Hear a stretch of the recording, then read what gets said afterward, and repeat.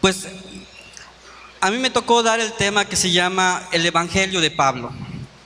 Sí, estamos hablando del nuevo pacto, estamos hablando de todo este asunto y tenemos que ver qué es lo que Pablo creía. Pablo era uno de los más importantes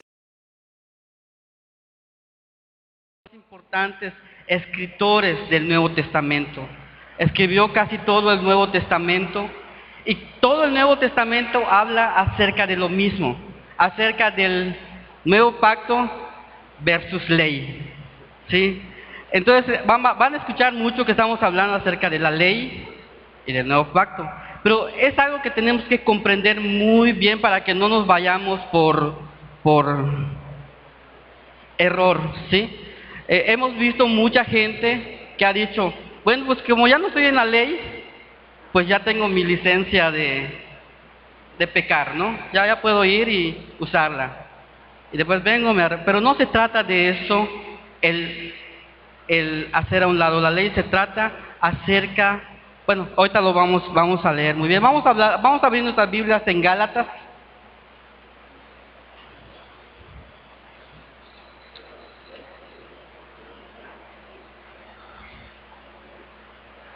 Gálatas capítulo 1, versículo 6.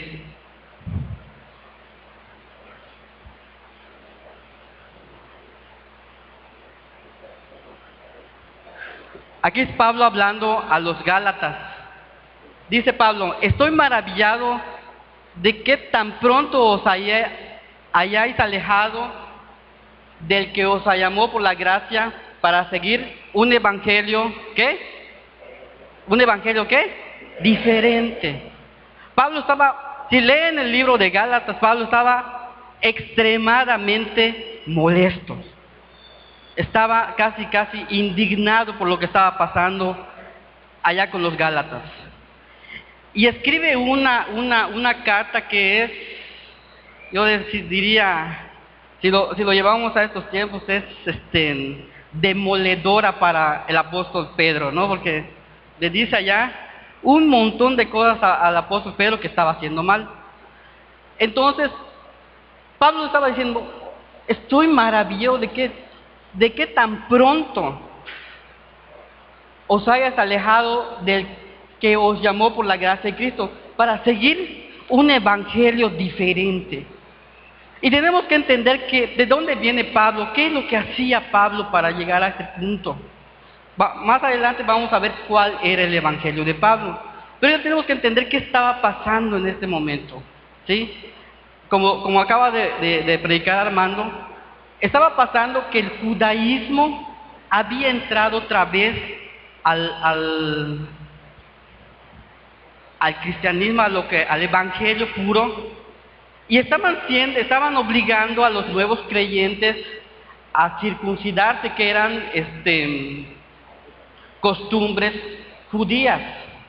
Y Pablo estaba muy molesto allá diciendo, ¿por qué? ¿Por qué hicieron caso a esto? ¿Por qué no siguieron en lo que les había enseñado? Dice, no que haya otro evangelio, sino que hay algunos que os perturban y quieren pervertir el evangelio de Cristo. Mas si aún nosotros o un ángel del cielo os anuncia otro evangelio diferente del que hemos anunciado, sea anatema. ¿Sí? Vamos a poner en perspectiva qué producen las dos cosas. Ya vamos a quitar lo de la ley, vamos a quitar. ¿Qué produce la ley en las personas? ¿Sí? Ustedes acuérdense, lean los evangelios. ¿Y contra quién predicaba Cristo? ¿Contra quién? Contra los fariseos. ¿Los fariseos qué practicaban? ¿Ah? La religiosidad. Practicaban la ley de Moisés. ¿Sí? Estaba tan arraigado este asunto que los fariseos, Cristo mismo predicaba en contra de los fariseos, diciendo son sepulcros blanqueados. De ustedes no puede venir nada bueno. siempre les andaba diciendo toda esa clase de cosas, Cristo, a los fariseos. Y era tan, la otra vez, nada más, vamos a ver un versículo nada más, vamos a ver en Mateo. Y vamos a ver en este versículo el corazón del Padre. Vamos a ver qué está pasando aquí. 17, 3.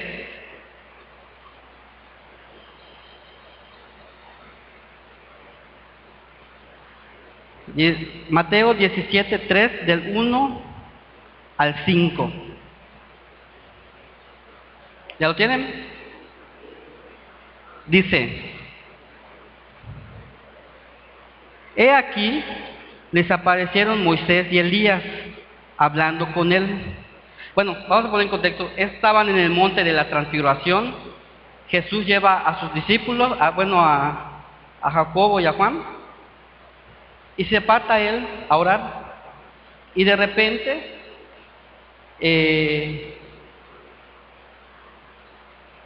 desde el versículo 3, dice, de repente hay una aparición, ¿sí? Y dice: He aquí les aparecieron Moisés y Elías y hablando con él. ¿Con quién? Con Cristo, ¿sí?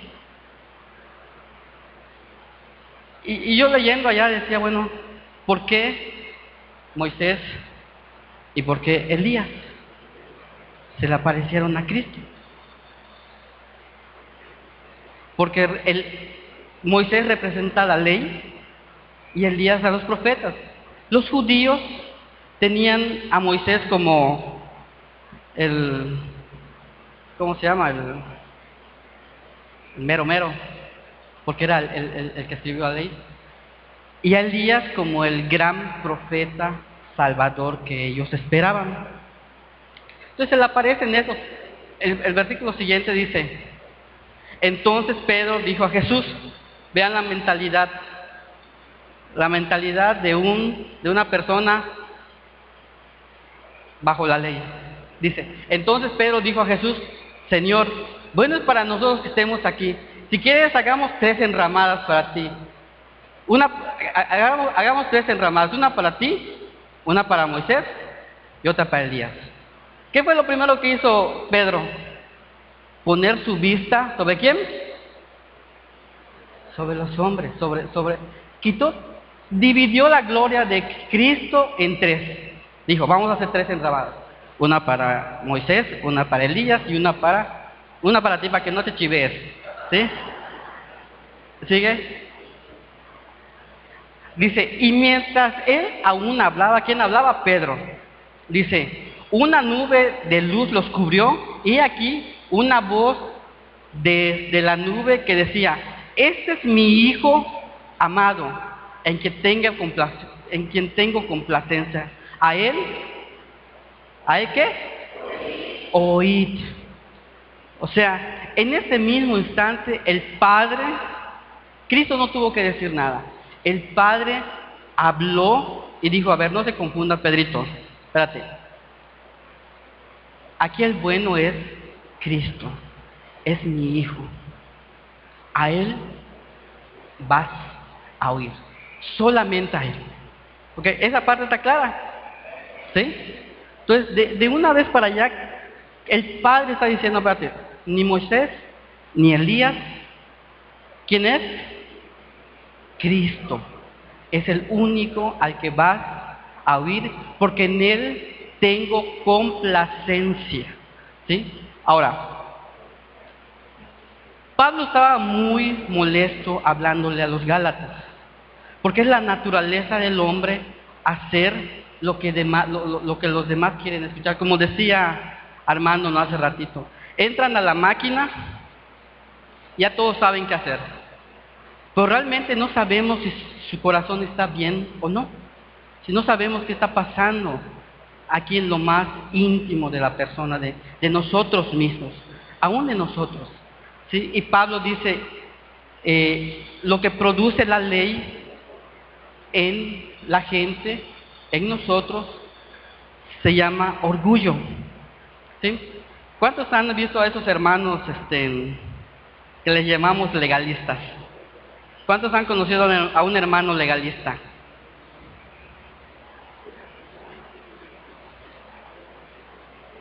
¿Sí? Son esos hermanos que creen merecerlo todo porque ellos agradan a Dios, ¿sí? Y no tienen misericordia con nadie más, ¿sí? Si ven que un hermano tuvo un error, en vez de levantar, lo que hacen, ¿ah? Lo señalan, lo juzgan, porque el legalismo, cuando empezamos a practicar la ley, nos creemos merecedores de algo. Creemos que tenemos nosotros ya la autoridad para ser juez de mi hermano. Y la pregunta es, ¿qué es lo que yo me merezco para ser salvo? ¿Qué es lo que yo puedo pagar para ser salvo?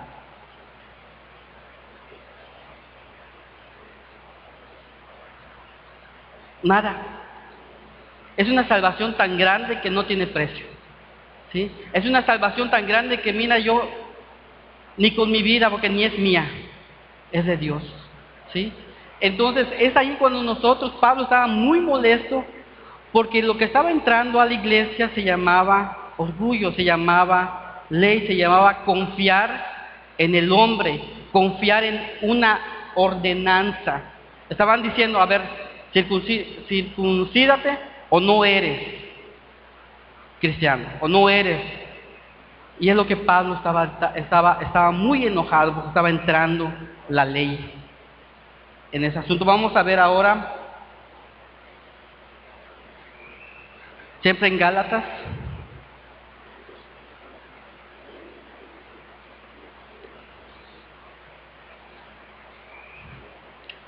Gálatas capítulo 3, versículo 19.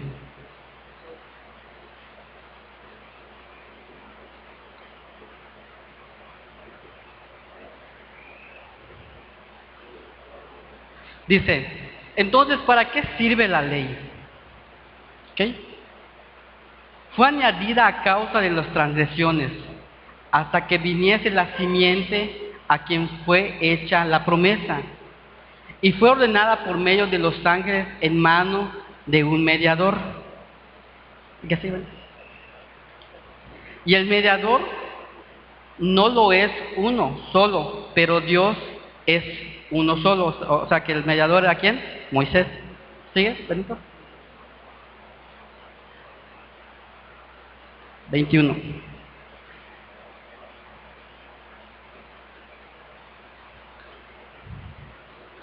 Dice, es Gálatas 3:21. Dice, y luego, ¿la ley es contraria a la promesa de Dios? En ninguna manera, porque si la ley dada puede vivificar, la justicia fuera verdaderamente por la ley. ¿Ok? Hasta allá estamos. 22. Mas la escritura lo encerró todo bajo pecado, para que la promesa que es por la fe en Jesucristo fuera dado a los creyentes.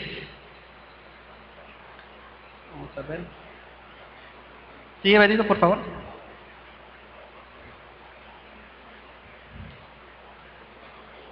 Dice, pero antes que viniese la fe, estábamos confiados bajo la ley, encerrados para aquella fe que iba a ser revelada. De manera que la ley ha sido nuestro ayo para llevarnos a Cristo, a fin de que fuésemos justificados por la fe. Sigue adelante. Pero venida la fe, ya no estamos bajo el ayo. Aquí es donde está la clave del asunto. Ayer Gaylan platicaba acerca de la ley nos guía a Cristo. Tenía que haber ley para que nosotros podamos discernir entre el bien y el mal, ¿sí? Y es lo que nos va a llevar a un punto de decir, sabes que estoy mal. Pero cuando nosotros pasamos al nuevo pacto, empezamos a vivir la vida de fe. Y es cuando nosotros dejamos la ley, ya no tiene efecto sobre nosotros. ¿Por qué? Cuando nosotros empezamos a vivir por fe, empezamos a vivir una vida en el Espíritu, empezamos a vivir una vida conforme a la voluntad de Dios. No podemos decir que tenemos fe y que vivimos una vida de fe si no estamos viviendo la vida de Cristo o no estamos viviendo la vida de la voluntad de Dios. ¿Sí? No podemos la fe es la que nos libera de la ley, ¿sí? Ya no tenemos nosotros que estar practicando. El libro de Gálatas dice anteriormente, como decía Armando, que si nosotros preferimos vivir en la ley, decimos, bueno, yo voy a vivir la ley, y rompemos uno solo de los mandamientos de la ley, ¿qué dice la Biblia? Que nos volvemos malditos. No servimos para nada. No sirvió para nada. Pero cuando nosotros entramos en la fe, empieza lo que se llama la relación de amor. La relación que nosotros verdaderamente rendimos nuestro corazón. Ahora, ¿en qué momento nosotros empezamos a vivir una vida de fe? ¿Sí? Cuando morimos. Cuando llegamos al punto de decir, ¿sabes una cosa? Dios, no puedo. No puedo vivir yo una vida. Me rindo. Me rindo es cuando te ponen una pistola, ¿no? ¿Qué es lo primero que haces? ¿Ah? ¿Qué significa cuando es así? Significa, no puedo contra ti. ¿Sí? No puedo contra ti. Si no, eres mayor tú que yo, no puedo. Es cuando nosotros practicamos esa rendición, es cuando morimos, ¿sí? Es cuando realmente nosotros llegamos al punto de decir, ¿sabes una cosa? No puedo. Cristo, tú hazlo. Y Pablo es el ejemplo de este asunto. Pablo, ¿cuál es el versículo? Uno de los versículos favoritos que siempre mencionamos todos los cristianos es, porque ya no vivo yo, no, porque para mí el vivir es Cristo y el morir es ganancia. Pero Pablo lo decía porque él sabía lo que estaba hablando. Porque para mí el vivir es Cristo y el morir es ganancia. Porque él estaba completamente rendido a Cristo. Platicando con Gaylan, ¿cuándo? El miércoles. Sí, el miércoles. Él nos hacía una pregunta allá en la mesa y nos decía, imagínate a alguien que en estos momentos pueda hacer mayores cosas que las que Cristo hizo. ¿Sí? ¿Qué estaría pasando con esa persona? Estaría en la tele, tendría su super iglesia, como decía Gaylan, lo empaquetarían y lo venderían sus fotos, sus estampillas, sus videos, y la gloria de Dios. Yo prendes el canal enlace, no sé si cuántos tienen ese canal, y ves al predicador con su mega iglesia y dices, wow, algún día seré como él. ¿Sí? Pero realmente no es lo que Dios está buscando. ¿Sí? Platicaba yo con una persona y me dice que ha ido a una de esas mega iglesias.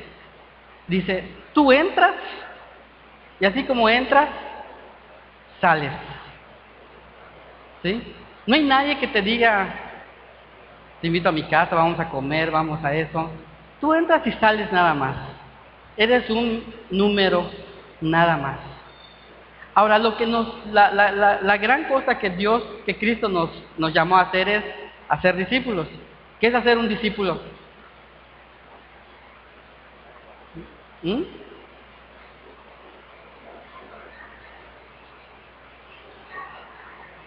Ver que Cristo sea formado en otra persona. ¿Sí? Ver que se... ¿Y eso cuánto tiempo lleva? Pregúntale a Gaylan. No tiene tiempo. ¿Sí? Siempre vas a estar discipulando a una persona. Entonces, cuando tú quitas tu mirada de lo esencial del Evangelio, estamos perdidos, estamos en otra cosa. Como decía Armando, ya estamos como la Iglesia Católica, ¿no? Estamos en la estructura perdemos la visión de lo que es. Ahora, el punto está aquí. Hablamos de morir, yo platicaba con Gelan y le decía, Gelan, es que a la gente le da miedo morir, ¿sí? Cuando hablamos de morir, la gente, con nosotros, como que nos entra una especie de miedo, ¿no? De decir, es que, ¿y qué voy a hacer después? Y ya no voy a poder hacer tal cosa, y ya no voy a poder esto, y ya no voy a poder hacer lo otro, y ya no voy... Pero lo que no reparamos es en lo que hay después de morir, ¿sí? ¿Qué pasó con Cristo cuando murió? Resucitó, y resucitó glorificado. Resucitó en un cuerpo diferente. Cuando nosotros morimos a nosotros mismos, algo que Cristo vino a hacer a la tierra es enseñarnos humildad, a enseñarnos que lo contrario que produce la ley en la vida de las personas, la vida de Cristo produce humildad en nosotros. ¿Saben qué es humildad? No es ser pobre. Humildad es, ¿qué cosa? Morir a mí mismo. ¿Sí? Es, yo no me merezco nada, no soy merecedor absolutamente de nada. ¿Sí? Todo lo que yo puedo hacer lo hago por Cristo y para Cristo. Yo no puedo hacer absolutamente nada de lo que Cristo, por mis propias fuerzas. Y cuando yo reconozco a Cristo en mí, es cuando yo estoy reconociendo, estoy viviendo una vida agradable a Dios. ¿Hasta ahorita estamos de acuerdo? ¿O estoy predicando otro evangelio? ¿Sí? ¿Ok? Entonces, es lo que nosotros debemos estar preocupados y viendo. Hay tanto egoísmo dentro de la iglesia. ¿Qué es el egoísmo? ¿Sí? Egoísmo es adoración a mí mismo. ¿Sí? Si vemos la etimología, ¿no? Egoísmo. Egoísmo. O sea que yo soy Dios. Yo me merezco todo. Egoísmo es algo que hay dentro de la iglesia donde cada quien está buscando su propia bienestar. Como decía Gaylan, ¿no? O se ha mencionado mucho en estas pláticas. ¿Cuántos desean ser ricos? ¿Cuántos desean tener un coche del año? ¿Cuántos desean tener fama, fortuna? Es en otra iglesia, no es acá, ¿sí? Ok, entonces, todos tenemos esas cosas, pero cuando nosotros tenemos, es la capacidad que Dios nos da, ¿sí? De ver por mi hermano. ¿Ok? Eso es cuando yo estoy más preocupado por el bienestar de los demás que el bienestar mío, ¿sí? Y no tenemos por qué preocuparnos porque Dios es fiel a sus promesas. Dios es fiel a sus promesas. ¿Cuántos saben el versículo que busca primeramente el reino de Dios y su justicia y lo demás vendrá por añadidura? ¿Cuántos se lo saben? Muchos versículos tenemos, ¿no? ¿Ok? Pero eso no va a suceder hasta que muramos, ¿sí? Hasta que nosotros estemos al final de nosotros mismos y decir, Señor, tú eres el único que puede hacer la obra. ¿Ok? Entonces, ahora sí ya para terminar, porque veo que ya estamos, ya están durmiendo. Todo te está durmiendo. Es cierto. Ok. Vamos a ver cuál era el evangelio del que Pablo estaba hablando. ¿Sí? Muchas veces pensamos que era una superdoctrina. Era así, algo, wow. Yo siempre, una vez leí un artículo, vean esto. Leí un artículo en el libro Selecciones, donde decía, hablaba acerca de la sencillez de Dios. Y desde que leí ese artículo se ha vuelto mi estandarte. Porque de lo sencillo Dios hizo las cosas. Y de las cosas que parecen más sencillo, hay los grandes milagros de Dios.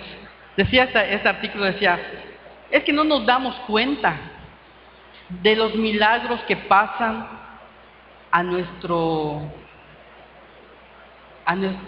vista, ¿sí? Que ya se volvieron tan cotidianos que dejan de ser milagros para nosotros. Y daba el ejemplo de la fotosíntesis. ¿Saben qué es la fotosíntesis? ¿Ah? La fotosíntesis es el proceso químico donde el dióxido de carbono se convierte en oxígeno. ¿Sí?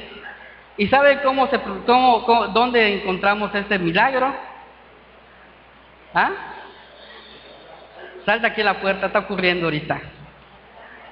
En las hojas de las plantas. ¿Sí? Y es algo tan bello y tan perfecto que decimos, saco nomás, quita ese árbol que allá hace hojas nada más. Córtalo. Corta la almendra esa porque solamente hace hojas. ¿Sí? ¿Cuántos no quisieron hacer eso algún día? Cuando te tocaba barrer barrer tu árbol.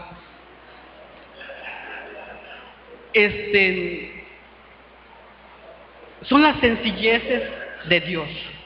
Son las cosas pequeñas. Y cuando hablamos del evangelio de Pablo, creemos que es algo la revelación. Y ahorita vamos a ver qué era la revelación. Vamos a 2 Corintios.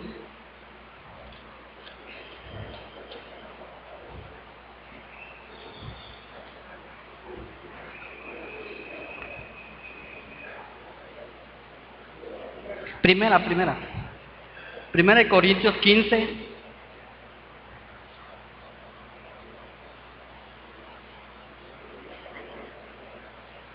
Primera de Corintios 15, 1.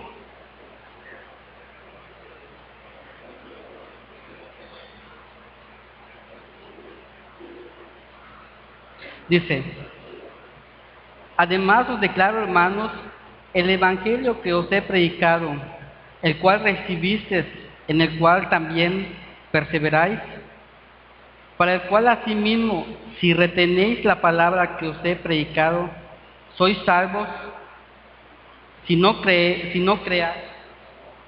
en vano, porque primeramente os he enseñado lo que asimismo recibí, que Cristo murió por nuestros pecados, conforme a la Escritura, y que fue sepultado y que resucitó al tercer día, conforme a las Escrituras. ¿Cuál es el evangelio de Pablo? Que Cristo murió. Segunda, que fue sepultado, y tercera, ¿que qué? Que resucitó. ¿Ok? Ese es el Evangelio de Pablo. Eso es lo que Pablo estaba predicando, que Cristo murió. Murió porque tenía que haber un sacrificio. Tenía alguien que morir, tenía que haber derramamiento de sangre para que nosotros tuviéramos, ¿qué? Perdón de todas nuestras transgresiones, de todos nuestros pecados. ¿Sí? ¿Estamos hasta allá? Ayer celebrábamos el Viernes Santo, el día de la muerte, de la crucifixión y muerte de nuestro Señor Jesucristo. Ese es el primer punto. El segundo punto, ¿cuál era? ¿Qué fue qué? Sepultado. O sea, ya no existía, murió. ¿Sí? Y tercero, ¿qué? Que resucitó. Y que esa es la parte importante en nuestras vidas. Si va a haber una muerte, lógicamente tiene que haber una resurrección. Si va a haber muerte, Cristo decía, si buscas tu vida, ¿cómo es el versículo? Ni que es la Biblia, a ver, espérate. Bueno, sí se lo saben. Ok, era un examen nada más para ver si sabían la Biblia. O sea,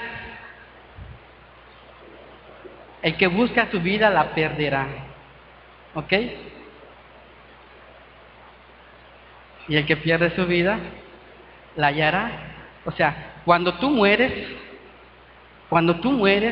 a ti mismo, no te dé miedo. ¿Sí? Dile al que está a tu lado, no tengas miedo a morir.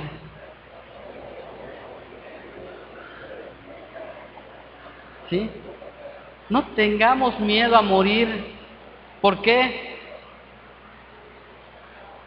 Porque la paga es mejor. Díselo, la paga es mejor. ¿Sí? Cuando nosotros morimos,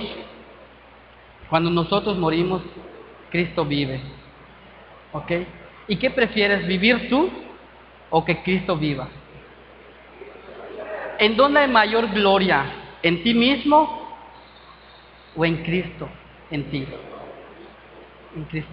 Es aquí cuando cambia radicalmente las cosas. ¿Sí? Yo siempre lo pongo de ejemplo, ya voy a terminar con esto. Cuando tengo unos amigos que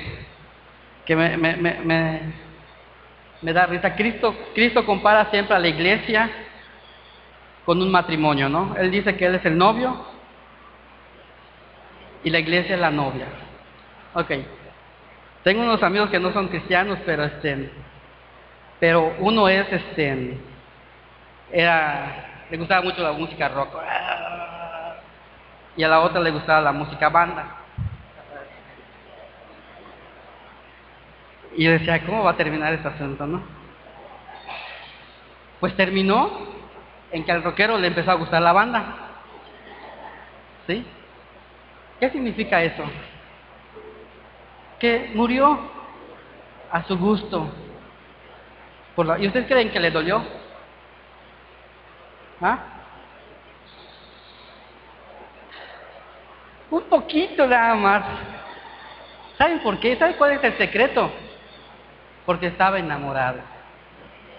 ¿Sí? El secreto es estar enamorado. ¿Sí? Si tú quieres morir por ti mismo, es horroroso. Te vas a frustrar, no vas a poder. Pero si dices, ¿sabes qué? Yo voy a morir porque estoy enamorado de Cristo, es lo más glorioso que puedes tener. ¿Sí? ¿Estamos? Porque el amor es el que cambia todo nuestra manera de ver la vida cristiana. Nosotros debemos estar, ¿qué cosa? Enamorados. ¿Qué significa estar enamorado? ¿Mm? ¿Cómo? loco, drogado, ¿sí? Cautivado, loco, loco, loco, loco. Cuando tú te enamoras o cuando nos enamoramos de Cristo, es cuando podemos empezar a vivir un nuevo pacto. Es cuando nosotros empezamos toma sentido cuando dices, he aquí, yo pondré mis leyes en su mente y las escribiré en su corazón, y yo seré por ellos, a ellos su Dios, y ellos serán mi pueblo. Solamente en ese momento vas a liberarte de todo esa cosa que se llama ley. Cuando andas conforme a la ley, lo único que vas a encontrar es frustración, como decía Armando, es decepción, es condenación. ¿Por qué? Porque ¿cuánta gente no hemos tenido en nuestras congregaciones que tú dices, ya la hizo, ya estuvo, ya es hijo de Dios? Y de repente el siguiente domingo ya nos apareció. Y el siguiente semana ya no volvió a la reunión. Y el siguiente, ¿por qué? Porque no fue real. ¿Sí?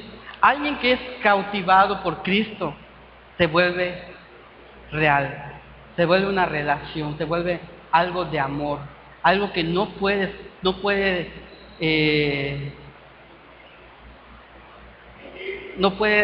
que romperse tan fácilmente, ¿sí? Entonces, ese es el evangelio de Pablo. El evangelio de Pablo, ya estoy terminando, no se me desesperen. El evangelio de Pablo primero es la muerte, sepultura, resurrección. Eso es lo que debemos estar creyendo nosotros del evangelio. La muerte de Cristo, su sepultura y su resurrección. La resurrección, debemos estar confiados de que nosotros vamos a resucitar juntamente ¿con quién? Con Cristo. La resurrección es nuestra esperanza. ¿Okay? Me sonó a spot de partido político, no, bórrelo de su mente. ¿Sí? Cristo es, ay no, por eso me cae mal el Señor. No lo puedo decir. Cristo es la única solución para nuestros problemas. ¿Sí? Cristo es el único que puede sacarnos de todo lo que podemos pensar. ¿Sí? Pero el único requisito que pide es, ¿qué cosa? Morir. Llegar al final ¿de quién? De mí mismo. Eso es. ¿Sí? Eso es. Llegar al final de mí mismo. Entonces, ya no les voy a entretener más porque veo que sí estamos cansados, ¿no? Yo podría pasarme aquí a predicar un montón de tiempo, pero la cuestión aquí es de que tengamos cuidado, ¿sí? O preguntemos, ¿qué estoy haciendo? ¿En qué evangelio estoy andando? ¿Sí? ¿En el evangelio mezclado? ¿En el evangelio que está mezclado con la ley? No sirve. El evangelio que debemos nosotros estar procurando es el evangelio donde Cristo es el eje principal de nuestra salvación, donde Cristo es lo único que va, y de allá se va a desatar todo lo mejor, todo lo mejor. ¿Okay? ¿Quién quiere vivir? ¿Quién quiere vida? ¿Mm? ¿Quién quiere vivir esa vida plena en Cristo? ¿Okay? Volteate al que está a tu lado y dile, pero tienes que morir primero.